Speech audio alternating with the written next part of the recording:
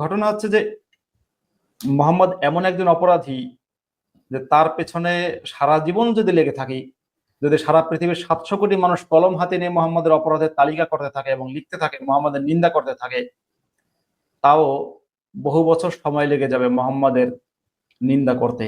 এবং দরকার এটা।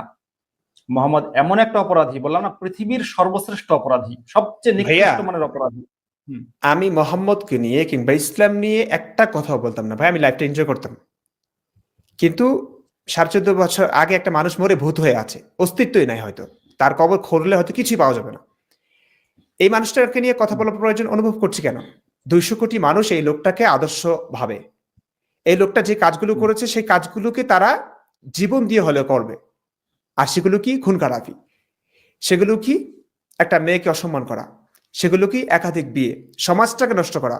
তো আমরা কি সমাজে শান্তি ফিরিয়ে আনতে, এই পৃথিবীতে শান্তি ফিরিয়ে আনতে, অপরাধ কমিয়ে আনতে অবশ্যই তাকে নিয়ে কথা বলা উচিত এবং তার কাজগুলোকে ধরিয়ে দেওয়া, কোন জায়গায় ভুলগুলো করেছেন সেগুলো আমাদের করা উচিত কি উচিত না, সেগুলো অবশ্যই এটা নিয়ে কথা বলা উচিত। একটা জীবন হয়তো চলে যাবে এটা নিয়ে কথা বলতে বলতে।